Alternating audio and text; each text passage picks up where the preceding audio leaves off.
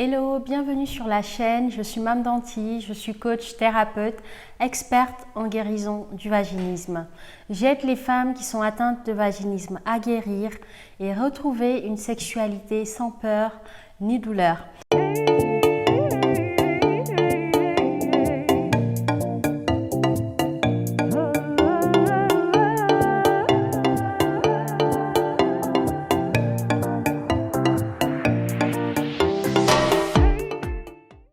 Alors aujourd'hui dans cette vidéo, je voulais te parler du vaginisme et du désir d'enfant. Ce qu'il faut savoir, c'est qu'aujourd'hui le désir d'enfant est l'une des causes les plus importantes qui poussent certains couples à consulter. C'est-à-dire qu'aujourd'hui, quand je pose la question à certaines femmes qui me contactent via mon agenda ou les réseaux sociaux, Instagram, Messenger ou par mail, quand je leur demande pourquoi est-ce qu'elles veulent maintenant régler leurs problèmes de vaginisme, la première réponse qui vient souvent, alors c'est pas la top réponse, mais en tout cas c'est une réponse qui revient régulièrement, c'est qu'elles ont envie de devenir maman. Et c'est une chose que je comprends tout à fait parce que quand on souffre de vaginisme, au-delà de la frustration de ne pas avoir de rapport sexuel avec son conjoint, de ne pas avoir du plaisir, de ne pas satisfaire l'autre et partager un moment de plaisir, une frustration, une peur même je dirais qui est là, c'est le fait de ne pas devenir maman. Et moi, cette frustration, je l'avais aussi. Je me rappelle que la chose qui me faisait le plus peur dans le fait de rester vaginique, c'est l'idée de me dire que peut-être que je ne serai jamais maman. Beaucoup de femmes se retrouvent dans ce cas-là. Alors, ce qu'il faut savoir, c'est que si tu es vaginique, tu peux bien sûr tomber enceinte, naturellement. Déjà ça, c'est important de le savoir. C'est pas parce que tu souffres de vaginisme que tu ne peux pas tomber enceinte. Il y a des femmes vaginiques qui sont mamans et qui ont pu avoir des enfants. Maintenant, c'est un choix d'un couple. Je pense que ce qui est vraiment important, c'est d'en discuter avec le conjoint sur le choix de faire un bébé en étant vaginique ou d'attendre la guérison pour concevoir naturellement.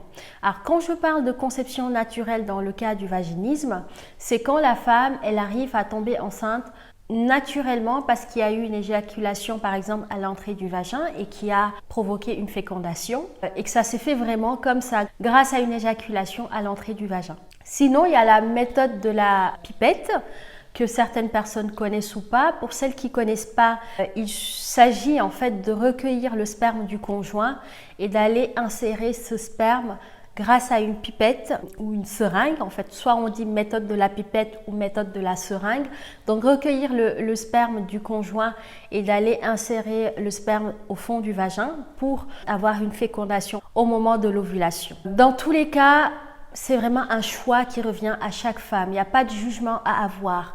Après, c'est vrai que moi, personnellement, je préfère que la femme travaille d'abord son vaginisme, guérisse d'abord avant de tomber enceinte. Après, si tu veux le faire avant de guérir, c'est ton choix qui est tout à fait honorable. La seule chose que je vais te demander, c'est d'en parler avec ton conjoint, d'être sûrs tous les deux que c'est ce choix que vous voulez faire. Pourquoi je te dis ça?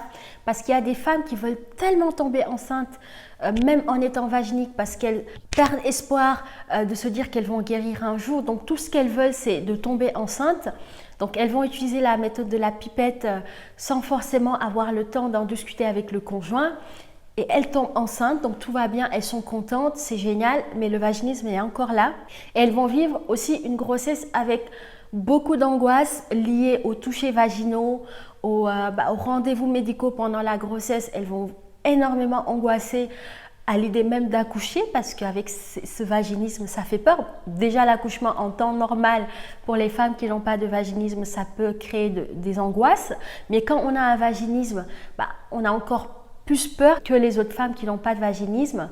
C'est pour ça que c'est vraiment important d'en discuter avec le conjoint, d'être au clair sur ce qu'on veut, de se préparer sur les conséquences, notamment pour tout ce qui est touchés vaginaux pendant la grossesse et de ne pas culpabiliser d'avoir conçu son enfant avec une pipette ou avec une seringue. Je te dis ça parce qu'il y a des femmes que j'ai eues en consultation qui m'ont dit « Mam, je suis enceinte » ou « Mam, j'ai eu un enfant, mais j'ai culpabilisé d'avoir utilisé cette méthode parce que j'aurais rêvé concevoir naturellement ».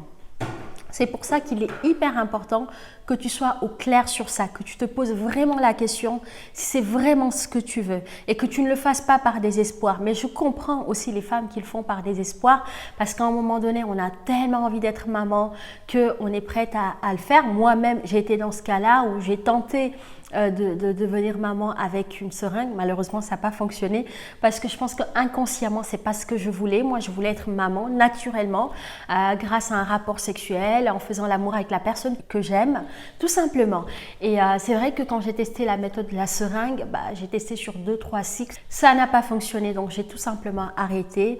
Et en travaillant sur moi, j'ai pu réussir à guérir et concevoir mon bébé naturellement avec une pénétration complète. Je voulais quand même faire cette vidéo parce que je pense qu'il faut en parler, que déjà on peut tomber enceinte en étant vaginique et que c'est un choix qu'on peut faire de concevoir son bébé en étant vaginique ou pas, mais il faut mesurer les conséquences derrière et aussi en parler avec son conjoint et d'être vraiment sûr de la décision qu'on va prendre. Sinon, on peut travailler sur soi, prendre le temps de guérir, concevoir naturellement, vivre sereinement sa grossesse et accoucher normalement. C'est un choix personnellement que je recommande, mais après c'est vous qui faites comme vous le sentez, comme vous le voyez. Il n'y a pas de jugement à ce niveau-là. Voilà ce que je pouvais te donner comme information au sujet du vaginisme et du désir d'enfant. J'espère en tout cas que tu vas guérir rapidement et réaliser ton rêve de devenir maman parce que c'est vrai que la maternité c'est une joie et je le souhaite à toutes les femmes. Je te fais tout plein de bisous. N'hésite pas à t'abonner pour recevoir des vidéos comme ça au sujet du vaginisme qui vont te permettre d'avoir des informations, des astuces, des conseils ou de t'inspirer ou te donner des éclaircissements sur certains sujets qui touchent le vaginisme. Donc clique sur la cloche et n'hésite pas à commenter, interagir avec moi et partager cette vidéo à une femme qui en aura besoin. Je te souhaite une belle soirée ou une belle journée en fonction de l'heure à laquelle tu regardes cette vidéo et je te dis à bientôt dans une autre vidéo. Je te fais tout plein de bisous. Ciao!